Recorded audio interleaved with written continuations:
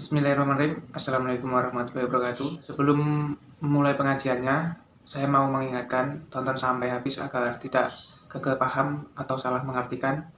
Semoga video kali ini menambah wawasan kita dalam beragama dan bermanfaat buat dunia maupun akhirat. Amin. Oke, selamat menyaksikan kajiannya. Lalu ketika ini sekarang hikam, wong rata muka safa rasa jadi ulama. Entah sekian detik ulama itu harus pernah muka safa. Biar merasakan ilmu nopo aja. Tapi ilmu hajat itu bisa dilogikakan sebelum sampai secara musyahadah. Paling enggak bisa sampai secara logika.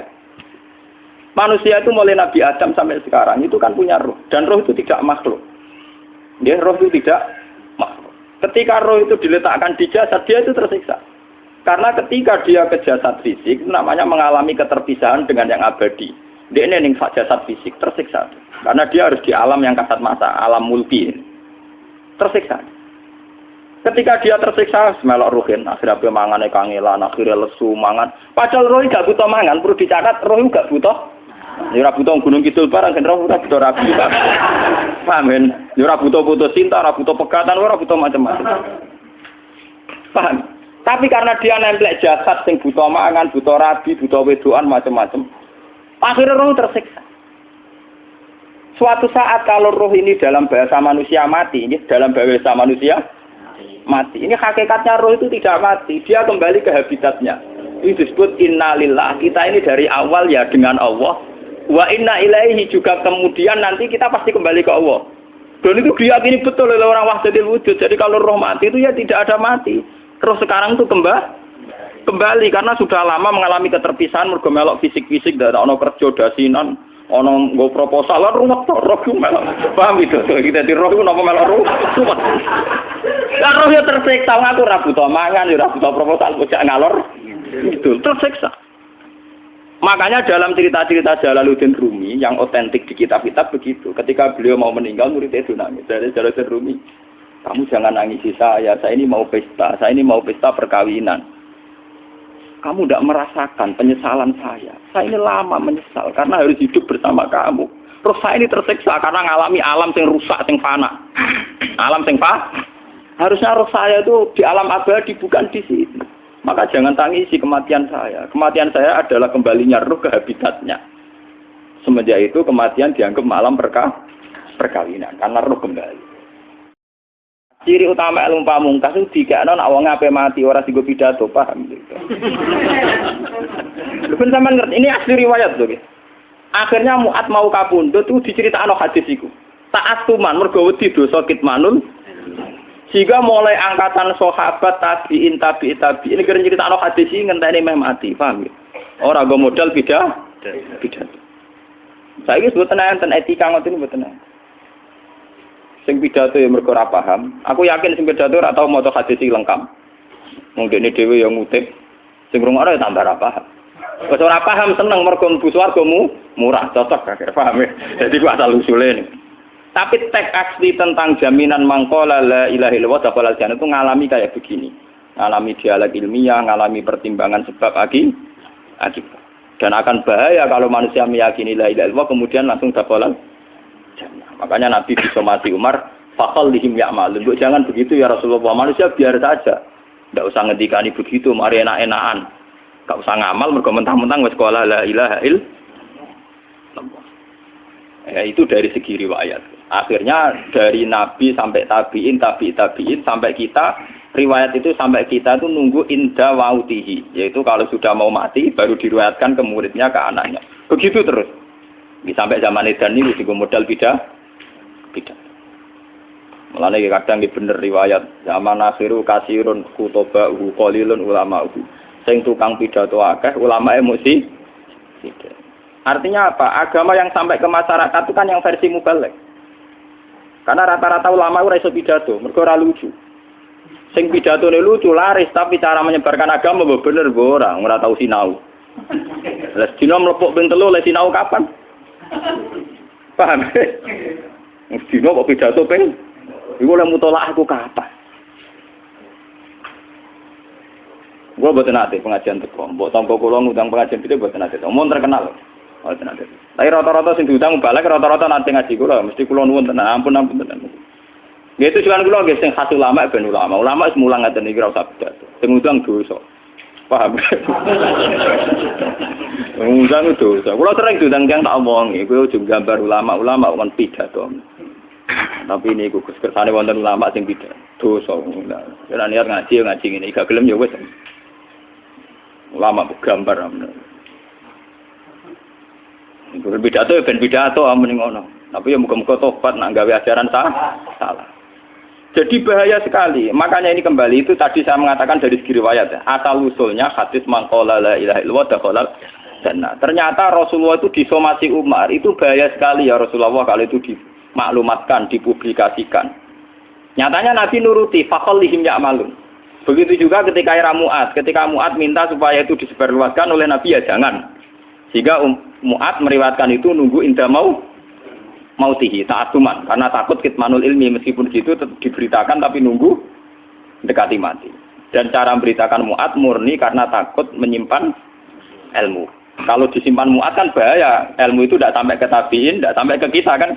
Andai kan saat itu Mu'ad tidak tapi kalau menceritakan secara berlebihan, secara arogansi, secara memanfaatkan, nanti juga menjadi Islam yang gendo-gendo mergo mentang-mentang wis modal la ilaha illallah. Itu bahayanya kalau diceritakan secara ngawur melahirkan Islam gendo. Mentang-mentang mangqala la ilaha illallah. Tapi kalau tidak ada menceritakan sama sekali ilmu ini hilang. Sehingga kita baca dua riwayat ini sudah sempurna. Riwayatnya tetap kita sampaikan tapi sempurna, termasuk pertimbangan faqallihim ya'malu. Terus nomor 2, saya bicara dari segi syariat. Ini dari segi riwayat. Kita punya trauma, entah itu fiktif, entah nyata, entah apalah. Kita punya trauma kasus Siti Jenar. Orang yang mendalami la ilaha illallah secara intensif, ya, entah itu disebut kalimat sodo, bosululuk, boseloko, mbah kono semua. Orang yang memahami la ilaha illallah secara intensif, itu pasti menuju ilmu hakikat. Dan menuju ilmu hakikat pasti ngalami hakikat yang khoyali. Ini ruang tenan ini. Hakikat yang nopo? Khoyali. Dan hakikat yang khoyali ini mulai menipu. Ya, kalau sudah begitu ruwet. Misalnya ngeten ya. Ketika kula maca nggih diskusi ini utai perdebatannya kali jago mbek Siti Jenar. Saat itu ada Sunan Bonang juga. Kamu sujud pakai apa kali jaga? Ya pakai jasad. Dari Siti Jenar, daging kamu itu hanya onggokan daging. Nanti itu jadi bangkai. Dan setelah jadi bangkai itu habis. Kamu nanti ditulis Tuhan tidak termasuk yang sujud. Kebuat orang mbok go sujud itu bentek. Mikir kan juga. Rugi ke sujud mbek bathuk mbek tangan. Jasad tem sampean ku entek. Ora ana sing crita kowe nak sujud mergo jasad itu mbok sampean dadi bang. Lah nek ngono sujud ning hakikat ora usah bathuk, ora usah tangan, ora usah sikil, yo rohem iku lho kon sujud mbek pangeran. Nek sujud mbek fisik ku rugi wong fisik sobanan. Mikir kali. Wong bolak-balik kali Joko mantan wali preman terus jadi debat pusing. Siti Jenar tahu belajar tasawuf ning Irak. Yang jelas yang mulang gak sadam ora menangi. Wah, uang ini menjadi perdebatan. Sehingga keyakinannya kayak Siti Jenar, la ilaha illallah itu ya wahdatul wujud itu, innalillahi wa inna ilaihi. Selama ini kalau orang syariat misalnya, orang syariat itu kalau ada orang mati, misalnya Kak Ruhin mati, ini aku kan muni innalillahi wa inna ilaihi raji'un, saiki Ruhin wis mati. Mati itu balik ning pengen. Itu cara wong hakikat kan salah besar. Orang mati itu tidak ada, cara ilmu hakikat dan orang mati itu tidak ada. Roh ini tersiksa di alam fisik. Jadi ruh ini tersiksa di alam fisik. Karena ketemu ning jasate ruh. Tersiksa itu. Akhire ape mangane kudu kerja piring Jepang tersiksa roh. Asal roti mau tersiksa. Misalnya kiai ape mangane dadak kudu pidato 2 jam bareng tersiksa. Roh iki napa? Tersiksa. Mergo roh ora buta mangan, ora buta ngombe, tapi gara-gara melok fisik. Paham ya? Lho ini tenang ilmu kenawarai ya bener. Lah kula boten. Sampeyan betul lho guru waras maksudnya nggih. Artinya waras secara akademik karena ada referensi, ada marojek nggih. Waras secara hakikat. Kula niku umpama rasake sampeyan wis ilmu hakikat. Artinya saya juga ngalami ilmu hakikat. Lan ketika sing aran hikam, wong ora tau mukasafah ora usah dadi ulama. Wis entah sekian detik ulama itu harus pernah mukasafah. Biar merasakan ilmu napa? Ada. Tapi ilmu hajat itu bisa dilogikakan sebelum sampai secara musyahadah. Paling enggak bisa sampai secara logika. Manusia itu mulai Nabi Adam sampai sekarang itu kan punya roh. Dan roh itu tidak makhluk. Ya, roh itu tidak makhluk. Ketika roh itu diletakkan di jasad, dia itu tersiksa. Karena ketika dia ke jasad fisik, itu namanya mengalami keterpisahan dengan yang abadi. Dia ini ning jasad fisik, tersiksa. Karena dia harus di alam yang kasat mata, alam mulki. Tersiksa. Ketika dia tersiksa, melok ruhin, akhirnya dia mangane kangelan, akhirnya lesu mangan. Padahal roh gak butuh mangan, perlu dicatat roh gak butuh. Ya ora butuh gunung kidul barang kan roh ora butuh rabi. Paham kan? Ya ora butuh putus cinta, ora butuh pegatan, ora butuh macam-macam. Paham? Tapi karena dia nemplek jasad sing butuh mangan, butuh rabi, butuh wedoan macam-macam. Akhirnya roh tersiksa. Suatu saat kalau roh ini dalam bahasa manusia mati, ini dalam bahasa manusia mati. Ini hakikatnya roh itu tidak mati, dia kembali ke habitatnya. Ini disebut innalillah. Kita ini dari awal ya dengan Allah. Wa inna ilaihi juga kemudian nanti kita pasti kembali ke Allah. Dan itu diyakini betul oleh orang wahdatul wujud. Jadi kalau roh mati itu ya tidak ada mati. Roh sekarang itu kembali karena sudah lama mengalami keterpisahan mergo melok fisik-fisik dak ono kerja dasinan, ono nggo proposal lan ruwet roh ku melok. Paham itu? Kita di roh ku napa melok roh. Lah roh ya tersiksa aku ora butuh mangan, ora butuh proposal bocah ngalor. Itu tersiksa. Makanya dalam cerita-cerita Jalaluddin Rumi yang otentik di kitab-kitab begitu. Ketika beliau mau meninggal, muridnya itu nangis. Dari Jalaluddin Rumi, kamu jangan nangisi saya ini mau pesta, perkawinan. Kamu tidak merasakan penyesalan saya. Saya ini lama menyesal karena harus hidup bersama kamu. Terus saya ini tersiksa karena mengalami alam yang rusak, yang fana. Alam yang fana. Harusnya roh saya itu di alam abadi, bukan di sini. Maka jangan tangisi kematian saya. Kematian saya adalah kembalinya roh ke habitatnya. Semenjak itu kematian dianggap malam perkawinan. Karena roh kembali. Walhasil nguniku cara ilmu tasawuf bahasa Arab jenenge wahdatul wujud. Kena Jawa Yogyakarta Solo ke Adanu jenenge manunggaling kawula. Mergo sing rawan ngono rugen. Barane iki tak terangno detail. Jadi batuk mesti iki buku sujud kan. Niku sampeyan ilang. Dadi seksine ora ono cara teorine sinten Siti? Rugi kowe. Bukan sedari ya gendor. Pak kali coba mantan preman jak debat terus kowe ora ngono mbok terus tak pateni kowe. Lah debat ini biar ra iso. Premane kumat. Ya ta preman jak debat ilmi. Ngono ku model. Kali Joko yo ora salah. Dise sing dina Umar nggih ngoten. Umar sahabat top. Lah isih debat atau milih tak patenane ya Rasulullah. Gak iso dene ilmiah. Mantar preman pasar rukat terus dadi sahabat top. Debat yang milih mate. Ada wonten cerita wong Yahudi njaluk keputusan Nabi. Bareng wis diputusno Nabi cek mamang. Ndak tenang keputusane ngono dalam sengketa duniawi. Bariku takok ya Ali. Ya Ali, aku mau sowan ning Nabi Muhammad. Dikai keputusan tapi mamang cara kowe pilih. Sampai Ali dikai keputusan persis kanjeng Nabi. Cek mamang meneh takok Umar. Takok Umar aku mau sing Muhammad, ning Ali dikai keputusan kok mamang, Mar. Cara kowe piye? Urusan dunya. Enteni iki. Entah dia melepuh buat apa? Uang diputus Nabi ora marah. Buat mati. Gawe. Mereka mantan apa? Cara mantan intelektual atau intelektual kan ya wajar wong Yahudi kok percaya Nabi. Ya, kan bareng cara Ali ya sederhana. Gak percaya wis kandhani. Ora mesti cara Ali tenan. Lah ora bapatene. Ya wajar wong Yahudi kok percaya Nabi, nek percaya ora situ Yahudi Muslim. Lah Ali situ Gus Dur. Lah Gus Dur beda piye tenang. Ali nyen ngoten watake ngoten. Nasibe padha. Ali itu ilmuwan yang jadi presiden gak sukses. Sing niru Gus Dur. Mergo ning dinggo nek wong pinter mimpin ra sukses. Wong pinter gampang maklumi. Lah misalnya kita jadi kiai wong pinter. Kaya santri ini pacaran. Maksud itu jangan ada cerita besok. Wah ruwet. Terus malah dalil dinalina subuh syahwat minan. Piye pondok tanpa pelaturan. Paham ya? Ruwet apa? Mulane aja geman, iki kiai pinter teman-teman aja geman. Sing biasa wae ana syariate sithik-sithik. Sing gamane ana santri pacaran tersinggung, ana santri nakal tersinggung, sing ana rasane lha donya ana napa? Dadi nek guru kula nu urusan ilmu semi hakikat. Mulane mon gitu. Sehingga kayak Siti Jenar, cara pandang Siti Jenar itu masuk betul ning gone pemikiran para santrinya. Kados Ki Ageng Pengging, siapa masuk betul karena masuk akal. Cara mereka napa? Betapa tidak ada artinya fisik ini.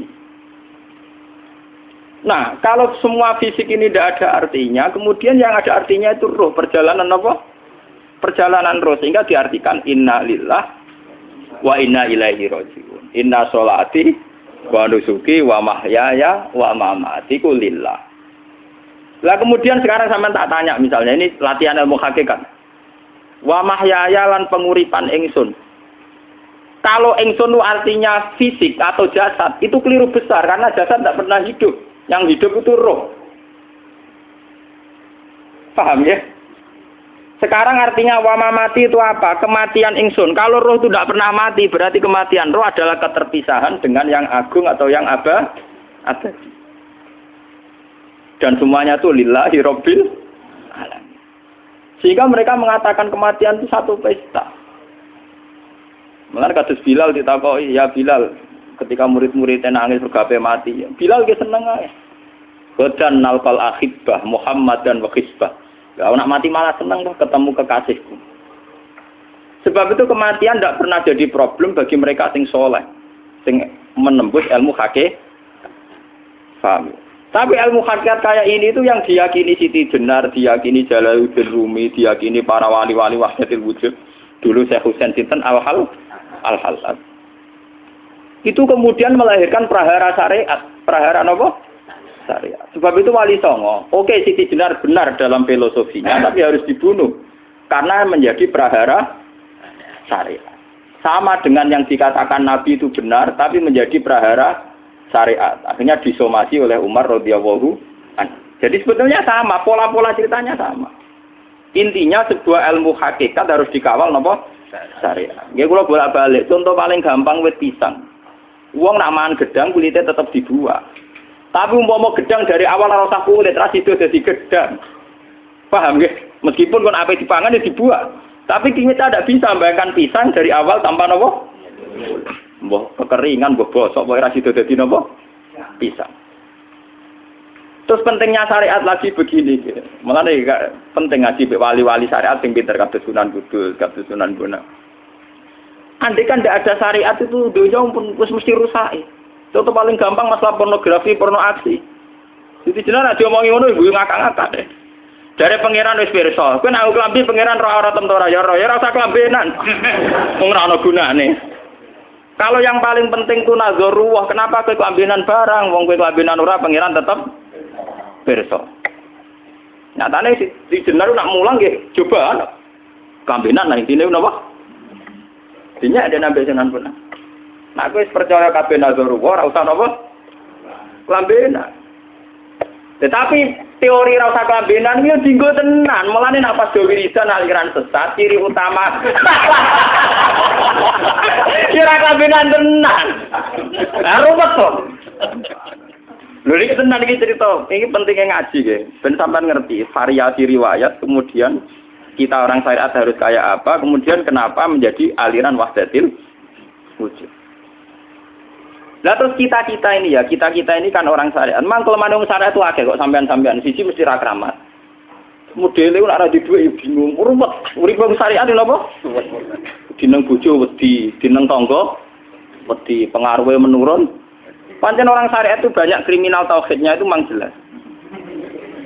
Malah kiai-kiai peke nak ketemu kiai-kiai sing setengah jadah wedi mergo iso nebak atine. Ndekne meriang langsung. Sing kiai ra tau salat keramat padahal ngambungan wong. Sing dina salat pas waktu kok ora tau keramat. Wong ape buah utang tanggane iku keramat apane? Sing kono ngawar ngawur sowan pirang. Meriang oleh wong syariat ngadepi wong hakikat napa? Mulane jogeman gitu dadi wong syariat sing ngene iku bahaya. Nah, kula mboten ngarah. Sampai dadi wong syariat sing ra keramat.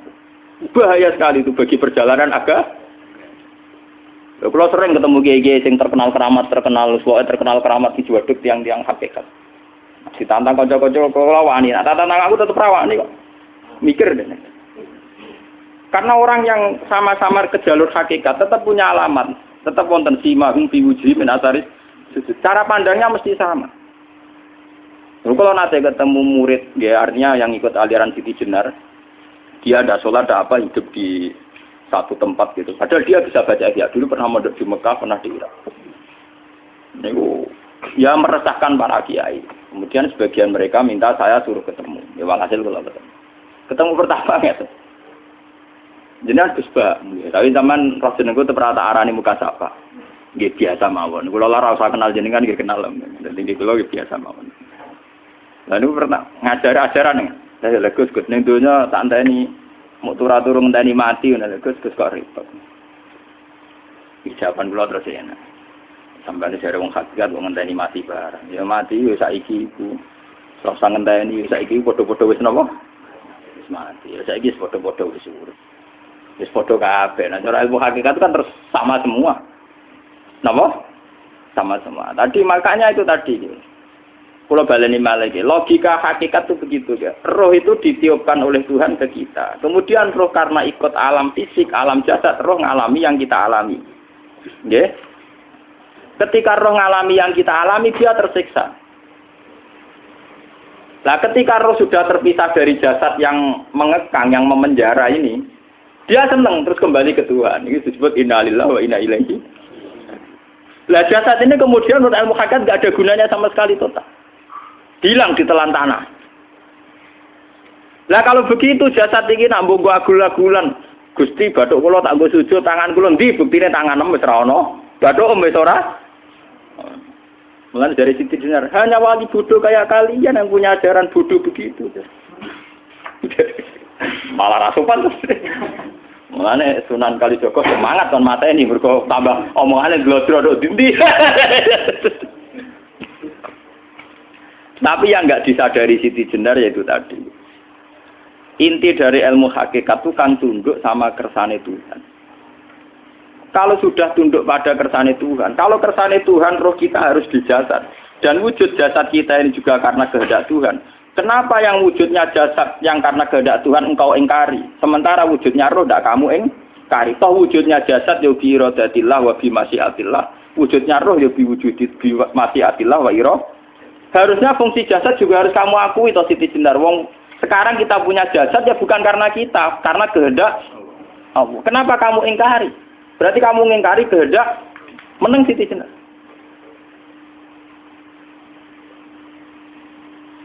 Makanya hakikat yang pertama saya itu pasti khayal. Lah Siti Jenar itu hakikatnya baru yang sampai khayal itu. Jika dia tersesat. Sebetulnya kalau sudah hakikat beneran itu tidak perlu khayal begitu. Artinya perlu khayal jasad kita sing senajan ora ana gunane ini. Tetap piye wae wujudnya karena kehendak Allah. Juga kita harus terima. Apapun kekurangannya, apapun kenaifannya, ironisnya harus kita terima. Ini sebagai bentuk penerimaan kita pada masyiatil. Begitu juga keadaan roh kita sebagai penerimaan atas masyiatil. Meskipun ada teori-teori roh yang lebih valid. Lebih valid misalnya begini. Kanjeng Nabi itu suatu saat ininya terputus karena perang Uhud. Itu Kanjeng Nabi dia dolanan drijine ini. Napa cara napa jari jemari ini Nabi putus. Dia dolanan. Jadi Nabi sendiri kadang sering ngajarkan ilmu hakikat. Hal lagi illa usbun udmiyat wa fi sabilillahi ma lafitu. Kowe ora trimo fisik, bentuk fisik jari jemari sing ditetir berdarah. Tapi nak kue fisabilillah ayo wis balik ning habitatem. Jika kenapa para sahabat itu ketika dicincang, ketika putus tangannya, putus kakinya, sahabat yang usul ke ilmu hakikat itu malah senang. Karena jasad kita ini kan ila sabilillah menuju jalan Tuhan. Sekali dia sudah terluka fisabilillah itu sudah menemukan formatnya. Cara teori Cina sudah menemukan formasinya. Paham gitu? Ora kok malah ngeluh itu berarti goblok nek ngeluh paham no? Paham napa? Jadi, makanya Nabi ngertikan, ya itu sudah ketemu formatnya. Ketika rohnya para syuhada nanti kembali ke Tuhan, ya ketemu formatnya lagi. Itu disebut wala taqulu lima yuqtalu fi sabilillahi amma. Dia tidak mati sesuai formasi awal. yaitu roh kembali ke Tuhan dan jasad ikut mengawal. Nah itu Nabi kadang ya pakai ilmu hakikat begitu. Mulane kula bolak-balik matur, kula niku nggih mulai umur 20 tahun napa pinten. Kula ngasih nggih gadah penyakit dan ekstrim penyakit saya. Sampai saat ini kula nak ngobatno ndak lebih 50% nggih karena saya tetap berpikir. Misalnya cara syariat kan berobat, tapi cara hakikat apa betul keberadaan saya di alam ini penting? Sehingga aku kepengen urip tak bela-belani ngantek ndak atusan juta. Jangan-jangan penting mati iku timbang urip. Lah nek ngono lha apa tak bela-belani? Ndak atusan juta. Jadi misalnya kita berobat ya mau ya dari Nabi kan berobat ya berobat. Pokoknya kita Islam masih mau geruda-gerudu kadang orang paham. Sekali kamu mengamati dengan sisi hakikat. Coba sekarang sampean pikir, coba sekarang nggak pakai logika hakikat, pakai logika syariat saja. Saya ini misalnya asetnya 10 juta, misalnya, saya punya aset 10 juta.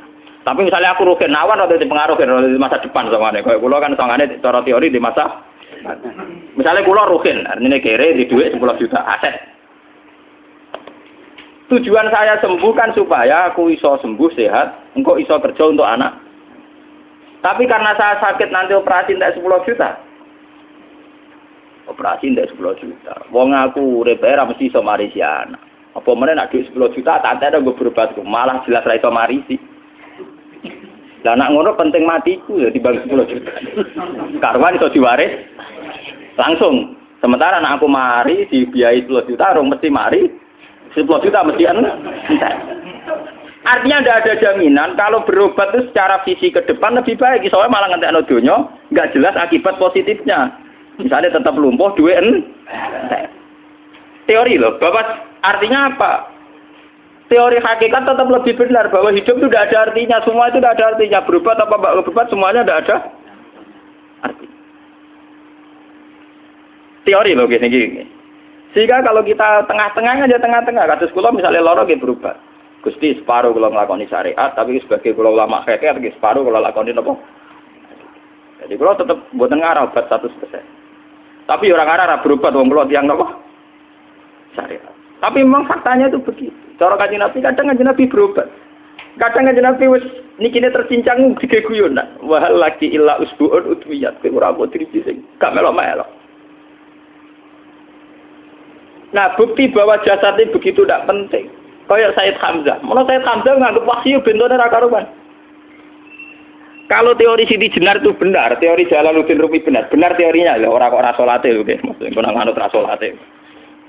Benar cara analisis roh. Ketika Sayyid Hamzah dinyatakan mati oleh manusia, oleh hukum manusia dinyatakan mati karena dia sudah tidak bergerak. Dalam teori hakikat kan rohnya Sayyid Hamzah sudah fi khawasili tuyurin khudrin. Rohnya sudah diambil Tuhan, tidak mati. Paham ya? Ketika rohnya Sayyid Hamzah sudah diambil, jasad ini sudah tidak punya rasa. Sekarang secara syariat kasat mata kita tahu, wong jasad nak diinfus, di sayat-sayat dioperasi ora kroso. Apa meneh saiki ruhe wis bisa. Lha ya jasad itu cek gampange, dioperasi dibius saja terus tidak kerasa. Apalagi rohnya sudah diambil. Nah saiki bayangkan, ketika Sayyid Hamzah itu sudah di atas, niku kira-kira delok wahsi ra wong bentuk. Lho wong kok baca igabus.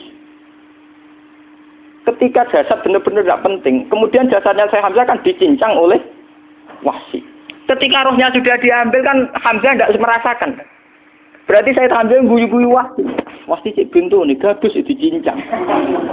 Paham ya? Lho niki tenan. Artinya ketika pandangan manusia iba kepada Sayyid Hamzah karena dicincang, dimutilasi oleh wahsi. Wahsi tidak mengalami Pak Sinten, Sayyid Hamzah tidak mengalami apa-apa karena rohnya sudah bersama Tuhan. Dan iso wae Sayyid Hamzah malah guyu-guyu wahsi. Cek gobloke. Gabus kok dicincang.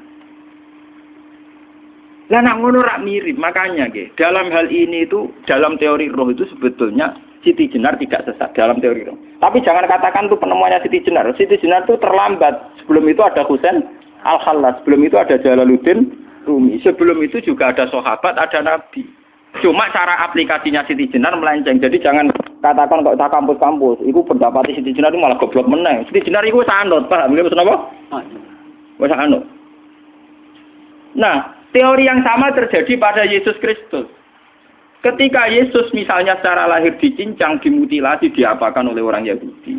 Sebetulnya rohnya dia sudah bersama Tuhan, kembali ke Tuhan Bapa, nah cara Kristen. Nah cara Islam ya balik ning pangeran. Andaikan itu iya, itu ya tidak ada masalah karena hakikatnya dia tidak dicincang, tidak dibunuh.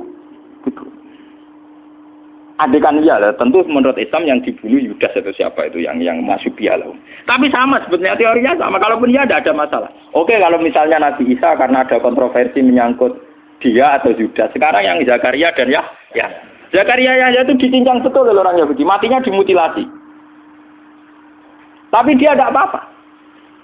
Karena ketika beliau dicincang, rohnya sudah diambil. Ini rumah tenan kan. Ben kira untuk kendel mati paham kan ya. Dadi maksudnya niku kula ajari mati itu tidak problem. Niki kalau urip wedi lho. Nah ini ben sampean paham nggih. Kaitan la ilaha illallah ini nanti semuanya sama kaitan sama apa? La ilaha illallah. Ini nanti ujungnya sama dengan la ilaha illallah. Begitu juga seterusnya. Misalnya Yahya kalian sinten? Zakaria. Ketika Tuhan ditanya, jadi tenggene alam malakut pengiran ditakok, ya Allah, Yahya dan Zakaria itu kan hamba pilihan engkau. Ketika dicincang kok jenengan biarkan. Endi Yahya Zakaria dicincang? Aku iku ora goblok dari pengiran. Sedurunge dekne dicincang jasate ruhe tak jipuk. Dadi dekne ora krasa blas. Begitu juga yang tafsir-tafsir, sampean lihat wa Maryama. Sayyidah Maryam yang istrinya Fir'aun. Itu kan dia iman sama Nabi Musa Asiyah, ya Asiyah imro'ati napa? Fir'aun. Asiyah imro'ati Fir'aun, ya. Itu kan dihukum oleh Fir'aun. Ketika mau ditumpahi napa? Batu besar. Iku Allah ketika di pangeran, ya malaikat maut, cepat ambil rohnya sebelum dihunjami batu besar. Terus rohnya diambil. Sebab itu dalam hukum Tuhan, Tuhan itu tidak merasa bahwa Tuhan membiarkan Asiyah, membiarkan Hamzah, membiarkan Yahya, membiarkan Zakaria. Dalam hukum Tuhan semua orang ini roh-roh terhormat. Akhirnya nak nganggo teori iki sing nyincang malah goblok, wong gabus goblok cincang ngono dadi. Nak nganggo teori iki malah berbalik, sing goblok sing nyincang. Paham? Yo ora kok sesuai sampean kiaskan saja. Wong dibius wae disayat-sayat gak krasa. Kaya apa nak ruhe bener-bener wis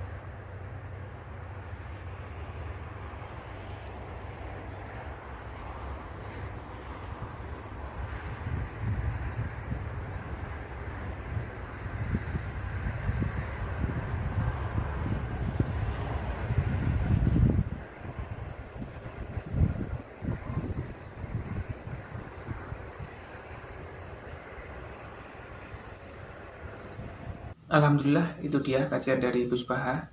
Semoga bermanfaat dan kita mendapatkan barokahnya, amin. Tunggu video dari kami bersama Gus Baha. Dan sekian, wassalamualaikum warahmatullahi wabarakatuh.